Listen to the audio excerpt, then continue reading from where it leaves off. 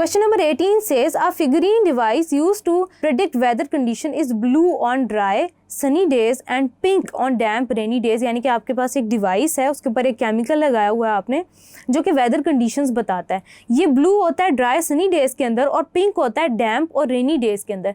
These figurines are coated with substances containing chemical species that undergo following equilibrium. आपने blue substance को identify करना है। तो question number A के लिए आपने बताना है कि the blue substance is cobalt chloride, the substance on dry sunny day loses water. Then for B है the pink substance is cobalt hexa aqua. इसको स्टूडेंट्स हम हेक्सा एक्वा बोलते हैं because it retains water on damp rainy days. उसके बाद students how Le Chatelier principle can be applied there, इसका part C ये कहता है According to Lee Shatter principle, when a system in equilibrium is disturbed, it behaves in a way as to nullify the effect। आपको पता है already. अब students होता ये है कि जो आपके पास कोबाल्ट हेक्सा एक्वा है, ये वाटर लूज करता है in the atmosphere when there is a shortage of molecules in the atmosphere। On the other hand, damp rainy days में क्या होता है कि वाटर मॉलिक्यूल्स काफ़ी ज़्यादा होते हैं, जैसे कि आप देख सकते हैं रिएक्शन के अंदर भी कि वाटर मॉलिक्यूल ज़्यादा होते हैं, तो ये क्या करता है, ये रिएक्ट कर जाते हैं वाटर के साथ।